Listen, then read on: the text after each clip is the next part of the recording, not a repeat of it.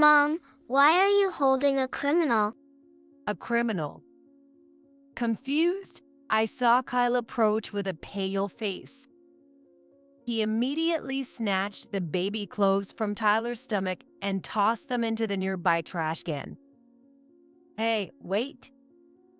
Just as I was about to scold Kyle, my phone rang. It was my mother-in-law, Stephanie.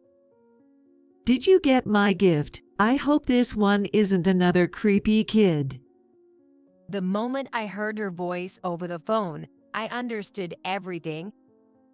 The package wasn't sent by my grandmother-in-law Ella, but rather by Stephanie under Ella's name.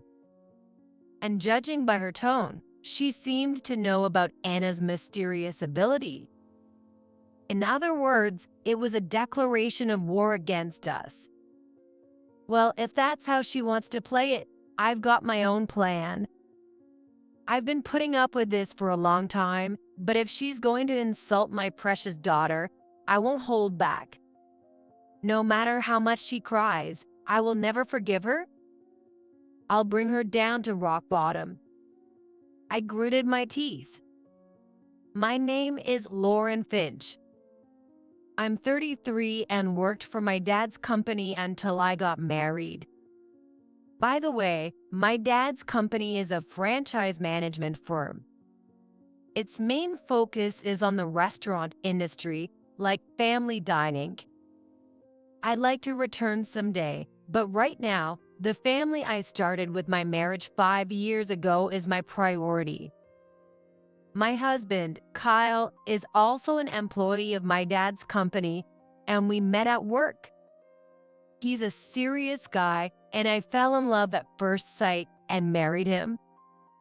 Our dating life was smooth, and our daughter Anna was born soon after we got married.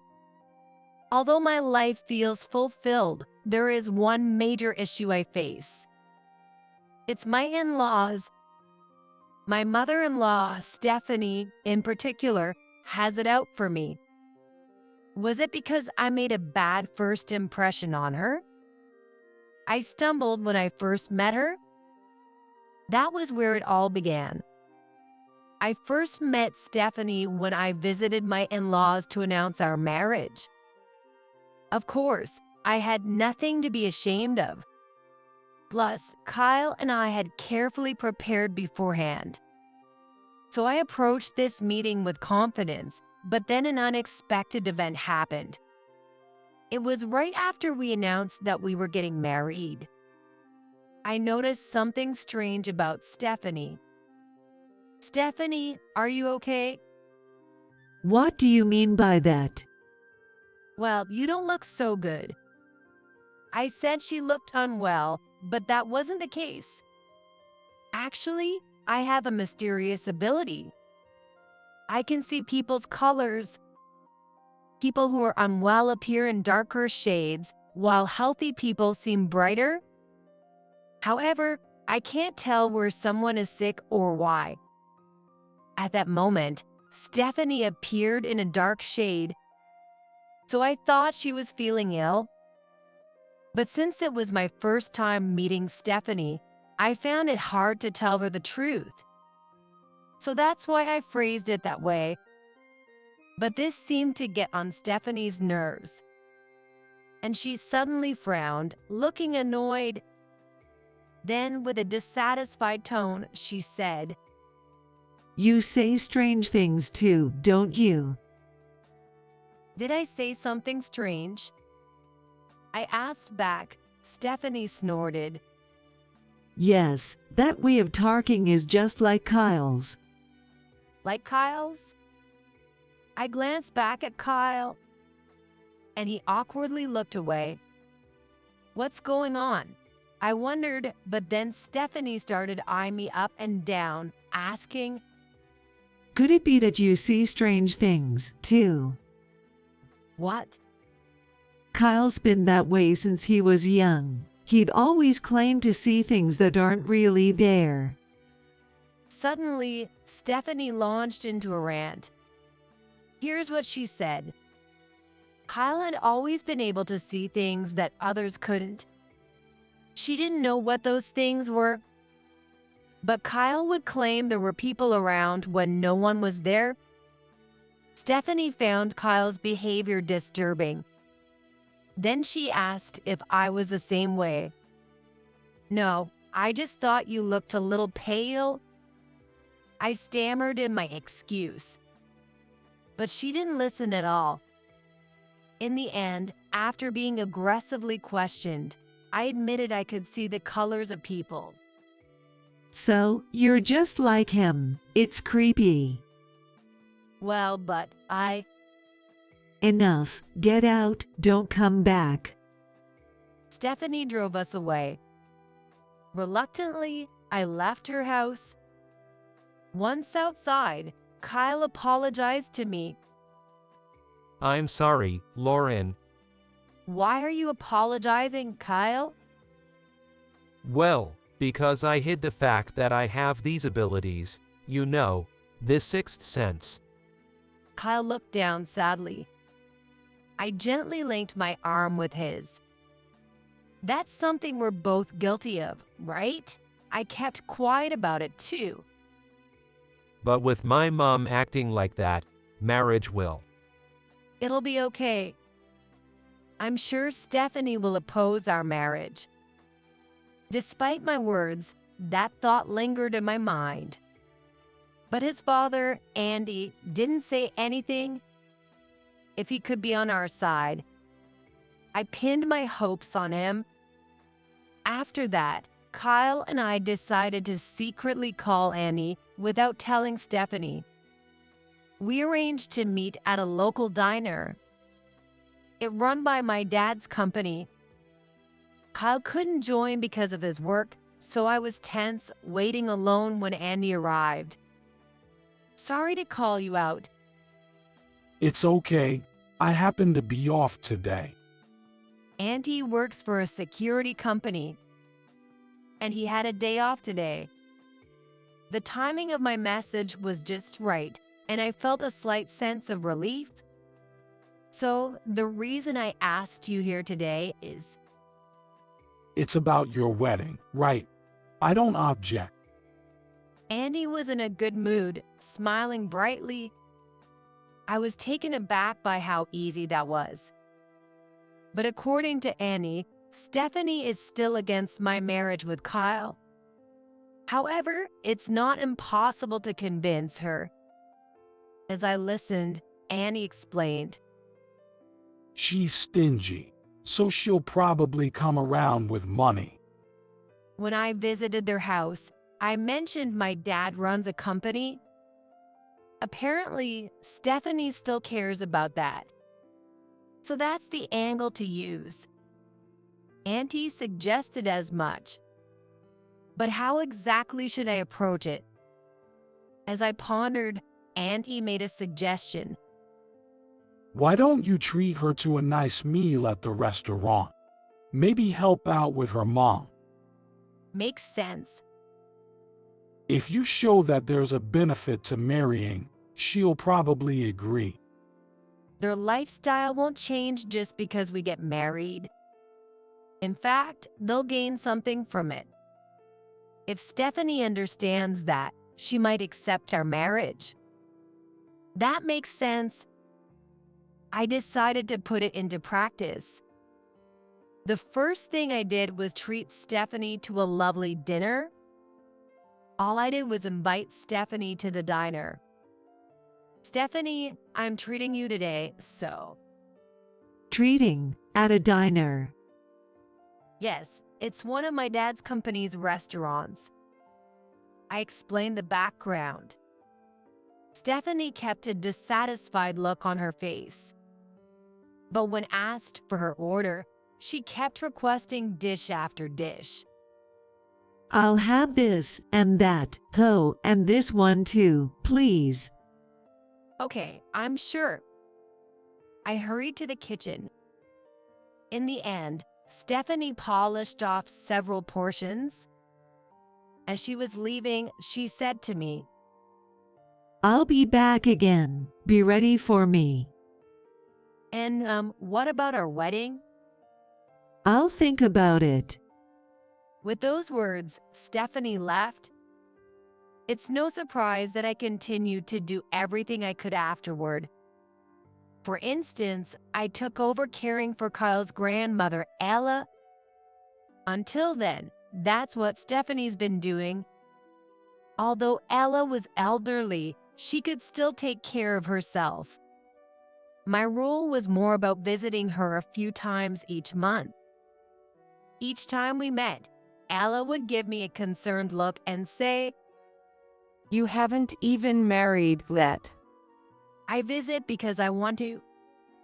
My own grandmother passed away a long time ago, so seeing Ella brings back nostalgic feelings. That sense of comfort leads me to visit her often. Should I offer my support for you two to get married? After several visits, Ella became a strong advocate for our relationship. Thanks to her encouragement, Stephanie accepted our marriage. Even afterward, visiting Ella remained my responsibility.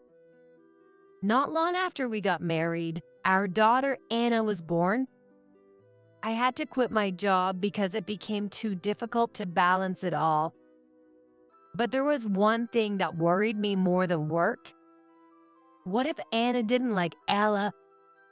What if she threw a tantrum and became a burden? Initially, those concerns lingered, but they quickly proved unfounded. Anna was fascinated by Ella's antique collection, so she began visiting eagerly just to discuss them with Ella. I felt relieved watching their bond flourish. As time went by, Anna turned 4. Then one day, when we arrived at Ella's house, we were surprised to see Stephanie there. After leaving Anna with Ella, Stephanie called me into the kitchen.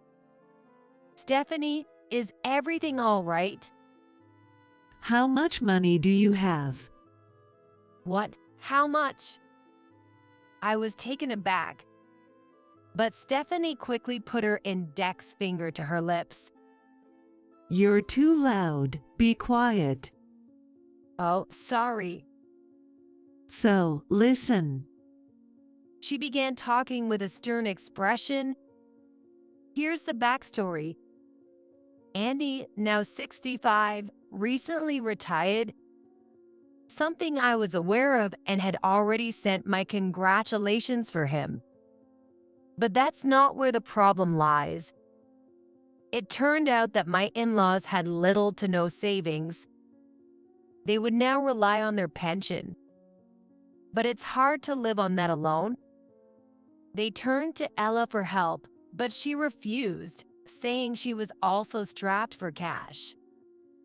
Abandoning her daughter. What a terrible mother. So, you two need to send some money to us. Well, I'll talk to Kyle. That was all I could manage to say at the moment. After getting home, I immediately brought it up to Kyle. He sighed before replying. I had a feeling this would happen. For now, I'll send my savings. And so, we began sending money to my in-laws. However, Ella seemed to realize it immediately. The next time we visited her, she said, "I've heard you're supporting Stephanie." Stephanie was the name of my mother-in-law. I quietly nodded. Yes, it seems like they're struggling. They've never been good at planning. Ella was Stephanie's biological mother and seemed to know her well. I'm sorry for causing you trouble. No, it's okay. Thinking about the future only made me anxious. There's a possibility we could continue to be exploited. But if we stopped supporting them, Stephanie would undoubtedly get angry and accuse us of abandoning her. I wondered if there was a good solution. My face naturally grew more serious. Then suddenly, Ella gently patted my head and spoke kindly. If you keep looking like that, it'll stress out your baby. My baby? You didn't realize you're pregnant. Ella smiled. I was astonished. My health hadn't changed much, and I certainly hadn't noticed any signs of pregnancy. Pregnant? Me? I muttered. That's when Anna, who was next to me, said, The baby is here. Anna gently stroked my stomach. In that moment, I became aware that I was pregnant.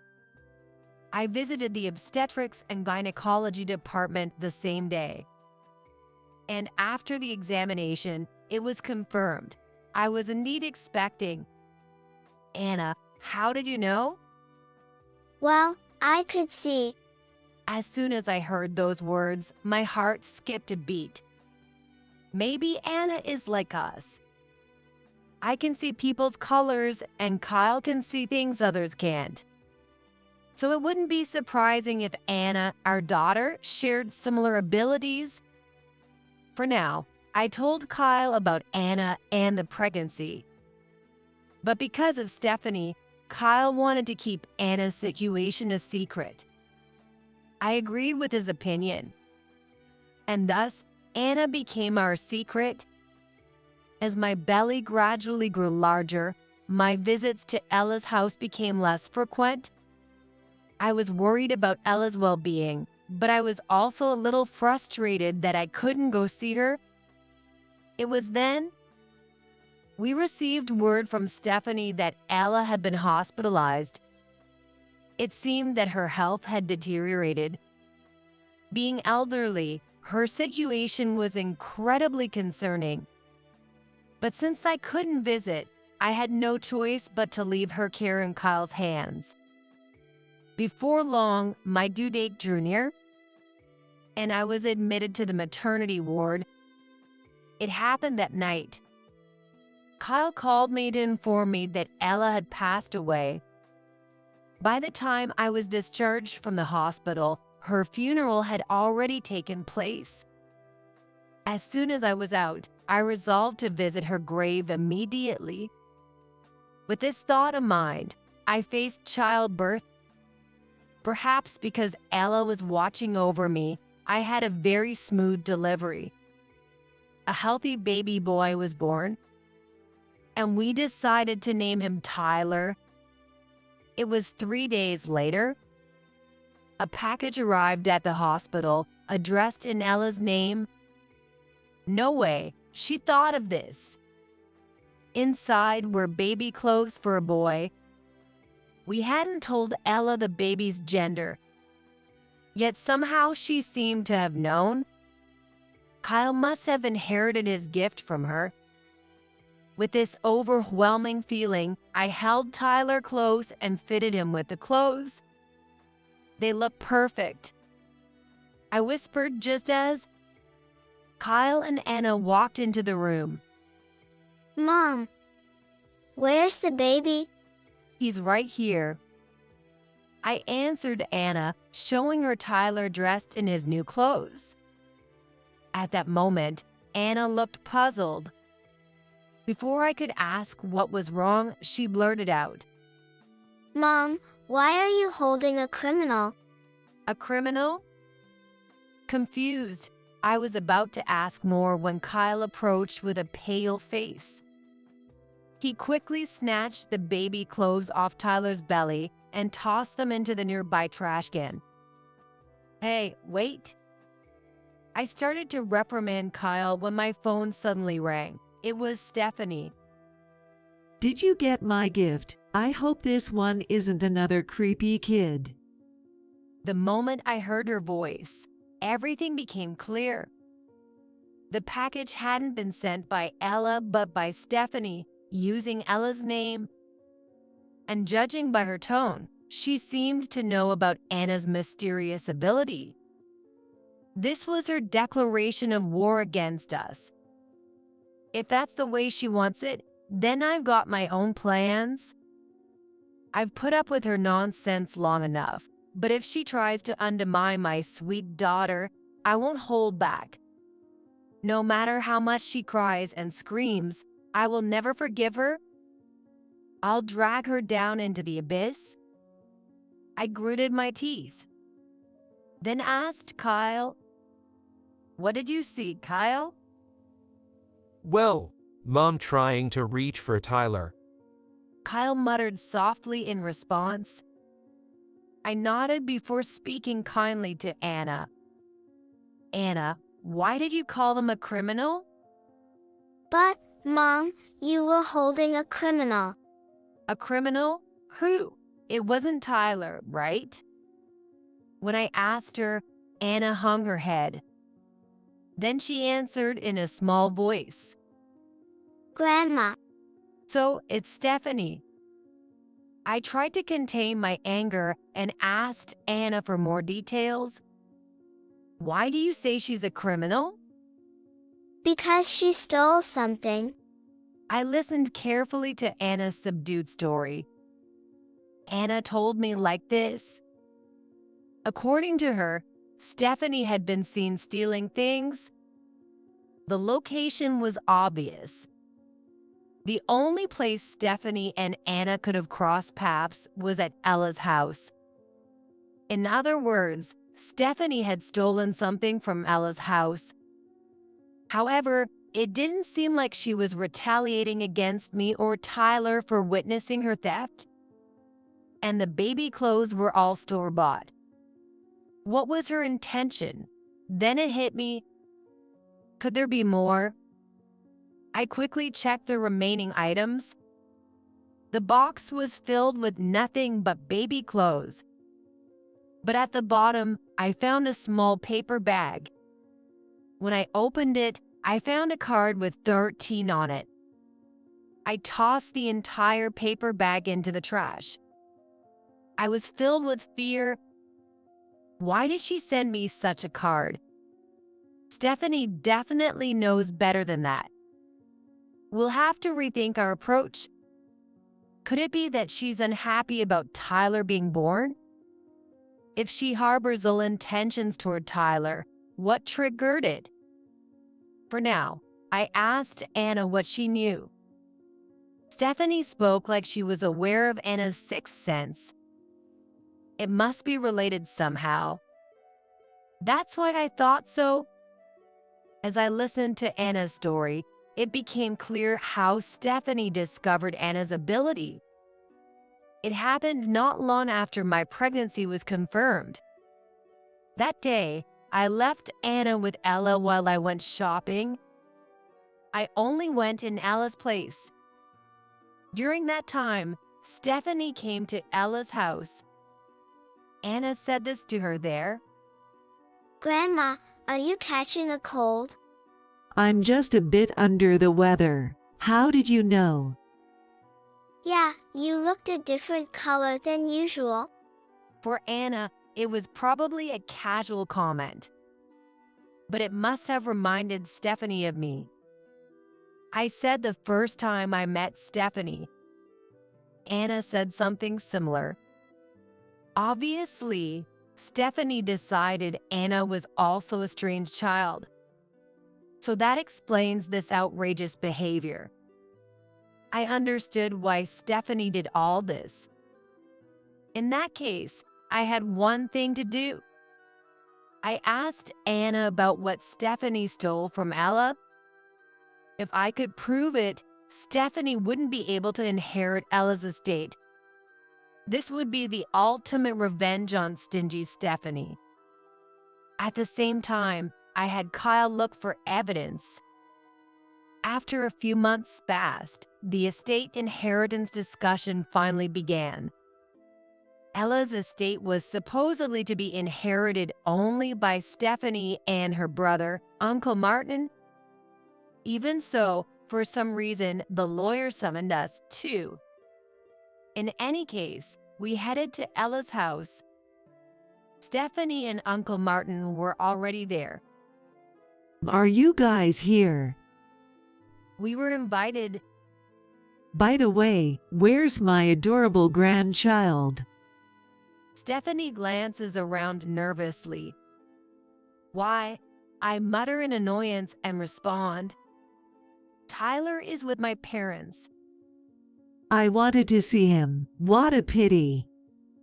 It doesn't seem like it at all. I stare at her, suppressing my rising anger. The attorney begins to explain the inheritance. Ella left a considerable estate. First, there are the house and the land, and aside from those, there are several valuable antiques. Additionally, there is a significant amount of cash. However, Ella's will already specified how her assets would be divided. The house and land will go to her brother Martin, while Stephanie will inherit the cash and antiques.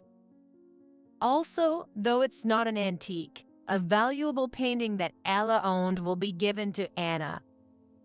Why, great-grandchildren aren't entitled to an inheritance. What are you saying?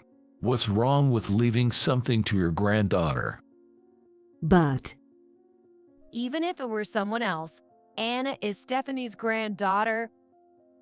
She doesn't even want to leave the inheritance to her granddaughter? How greedy can she get? It makes me seethe. Finally, when the conversation pauses, I exchange nods with Kyle and speak up. By the way, I heard Stephanie was stealing here. gosh, what are you talking about? Stephanie looks annoyed at my words. At the same time, Martin furrows his brow. Have you been stealing from your mother's house? I don't know what you're talking about. Stephanie pretended not to know anything, but I pushed her further. Anna saw you stealing, Stephanie. You can't believe the words of a creepy child. Stephanie raised her voice. Then Anna teared up next to me. Anna really saw it. Be quiet, shut up. As soon as Stephanie raised her voice, Anna kept her mouth shut. I instinctively pulled her close. I gave Kyle a signal with a glance. He noticed and placed his phone on the table. This contains something we borrowed from the neighbors. Borrowed, what's in it? Yes, a video of the neighbor's cat. Kyle says this with a straight face. Stephanie immediately bursts into loud laughter. Ha ha ha, a cat video. Is this something we should all enjoy? No, it's actually footage from a pet camera. It shows you, Mom. A few days ago, Kyle went to Ella's neighbor's house.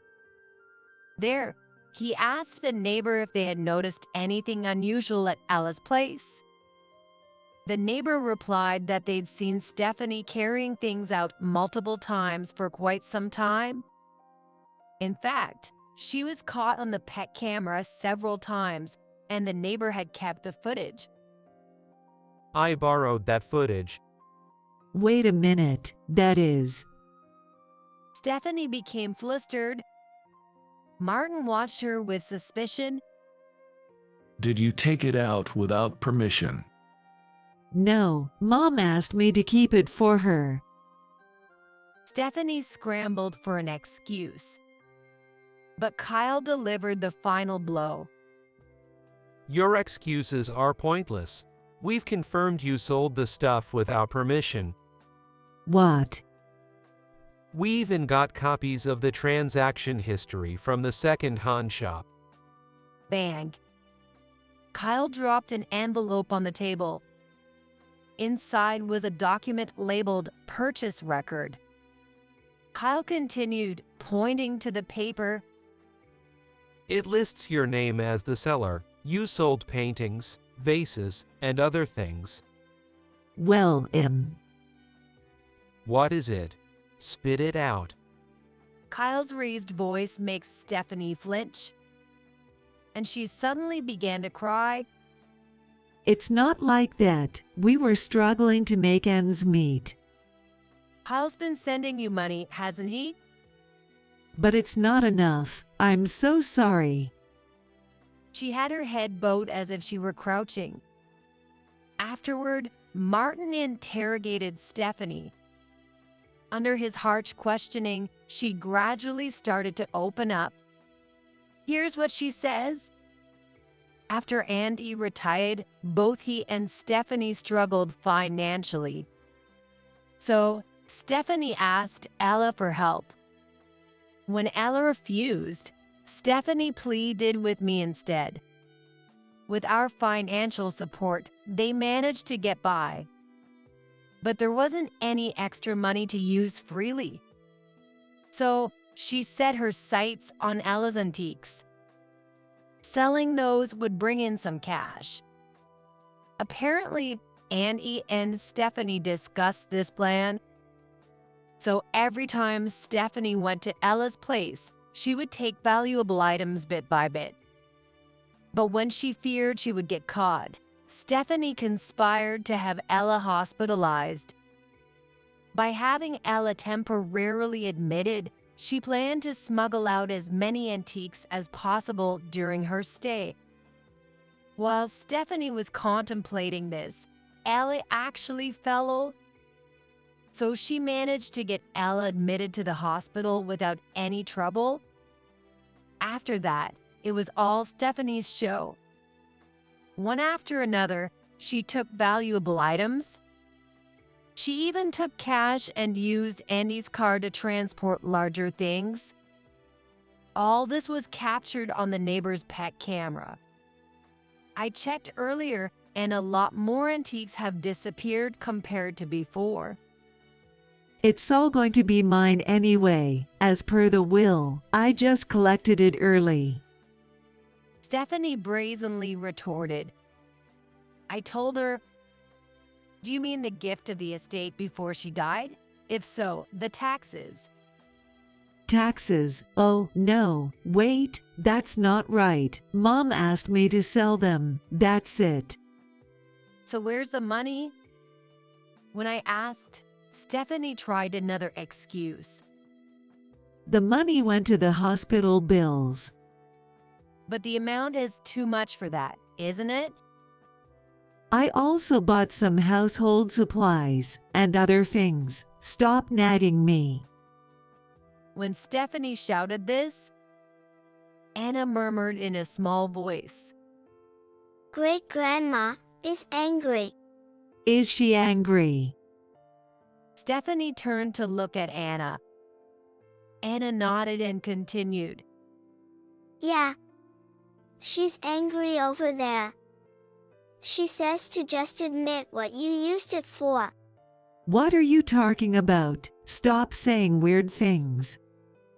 Stephanie's eyes darted nervously as she wiped her cold sweat. I watched her closely and then asked Anna. Anna, do you know what the money was used for? It was for paying off debt. That's what great-grandma says. Really? Paying off debt, right? I shot a stern look at Stephanie. She was nervously biting her nails, and it looks like there was quite a bit of debt. I don't know anything about that. Really? There are all these collection notices. I tossed a stack of them onto the table. Let's rewind to a few hours ago. Before coming to Ella's house, we had visited in-laws' place. Only Andy was at home, so we decided to question him first. One by one, we showed Andy all the evidence that we would later present to Stephanie. One piece of evidence after another was shown to Andy, who quickly got tired of trying to make excuses. He easily admitted to having accumulated a significant amount of debt through gambling. He also confessed that he had teamed up with Stephanie to steal from Ella's house. During our conversation, it became clear that Andy knew about Anna's ability to sense spirits. Without shame, he even said, If we could use that ability for gambling. Needless to say, I was furious. and Kyle was even angrier than I was. I'm going to report you for theft, Dad. Hold on. You're really going to do that to your father? It doesn't matter if you're my dad or not. If you don't want that, pay back every cent. Kyle's raised voice made Andy shrink quickly. He finally promised to repay the full amount of what he had taken from Ella.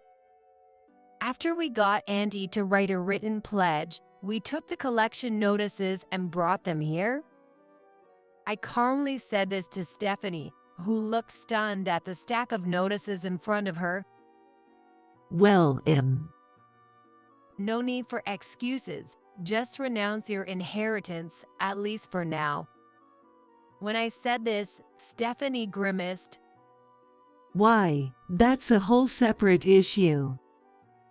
If you give up your inheritance, you can use it to pay off your debt. Either way, return what you took, I said, and Stephanie fell silent. That's when Martin raised his voice. Enough. One way or another, you're going to have to repay what you stole.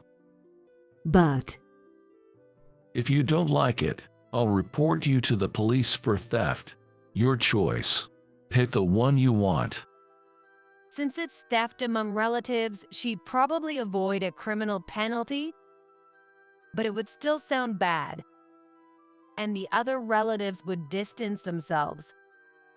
Perhaps that thought crossed Stephanie's mind. Soon Stephanie said, okay, I'll renounce my inheritance. She gave up her inheritance reluctantly in a low voice. Afterward, with a lawyer present, the procedures for inheritance were completed. With Stephanie officially declaring her renunciation, the proper process was scheduled for a later date. And so, the inheritance dispute that had involved us came to a close. Let's head home. I'm sure Tyler's waiting for us. Anna, let's go pick up the painting you got. Kyle stood up with Anna, and then she shook her head. What's wrong, Anna? Wait a moment. Great-grandma wants to. Anna pointed to the corner of the room. But when I looked, I couldn't see anything. Kyle seemed to have noticed something. He smiled and nodded to Anna. Got it. Do whatever you feel is right.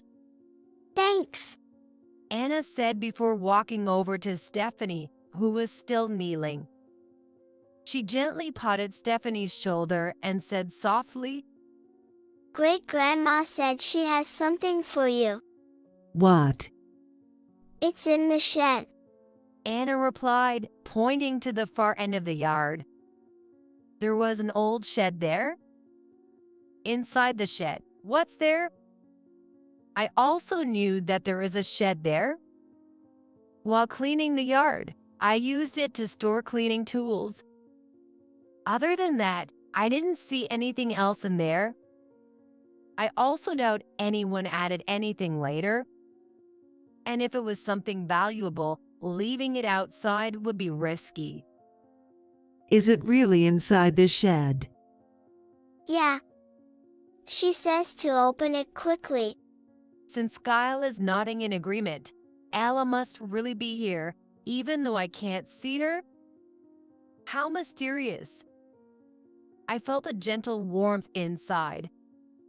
The shed, the shed. Stephanie dashed out of the living room. And the moment she opened the shed door, No way, there are gold coins in here. Stephanie's shrill voice rang out. Startled by the noise, Anna covered her ears. We did it, now we can pay off the debt. But as soon as she said that, Stephanie's scream echoed around us. Shit, no, no, no. Stephanie collapsed in front of the shed. Stephanie, What happened? What's wrong? I instinctively shielded Anna, while Kyle rushed to Stephanie's side. He quickly turned back to me and whispered, Lauren, call a cab. "What happened?" I asked him nervously. In the midst of the conversation, I heard Stephanie's voice. Where has the gold coins gone? When I looked closely, I noticed Stephanie's hand had turned red. And nearby, there was a large centipede. It looks like this centipede got her. It hurts. Where are my gold coins? Stephanie kept muttering deliriously until the cab arrived. After that, we checked the shed, but there were no signs of any gold coins. What did Stephanie see to make her think they were there? In the end, the truth remained a mystery. And then something even stranger happened. After we took Stephanie to the hospital and brought her back home, we found Andy at the family house with an injured back. On the way back from the store, I found a wallet stuffed with cash on the ground. He hurt his lower back when he tried to pick up the wallet. However, the wallet was gone when he looked again, and there was no one else around. At that moment, Andy realized it was divine punishment from Allah. As we were talking, Anna murmured to my in-laws, Great-grandma says to be serious. She's watching you always. Needless to say, Andy and Stephanie turned pale upon hearing Anna's words. That seemed to be the turning point that made the in-laws suddenly become docile. Now, they both work part-time, intending to return all the money they got from selling Ella's antiques back to Martin. Though their change is strangely compliant, they say if they slack off, Ella will appear in their dreams. That's why they can't afford to skip work. That's what they told me. Maybe it's just their guilt talking. But I decided to keep quiet about it. Anyway, I've been living a little more relaxed life lately. Without needing to check on Ella anymore, I have some extra time. Still, I don't have enough to return to my job, since I'm busy taking care of Tyler. And I worry about Anna too. Thinking this, I glanced at Anna as she ate her snack. What is it, Mom? Doesn't it bother you, Anna, seeing things that others can't? I'm happy I get to meet Great-grandma. Look, she's right over there. Anna pointed to the balcony. At that moment, I heard someone's voice. It's okay, I'll be watching over you. Maybe it was just my imagination, but I'm sure I heard it. Ella's familiar and gentle voice. In that peaceful afternoon moment, I couldn't help but smile.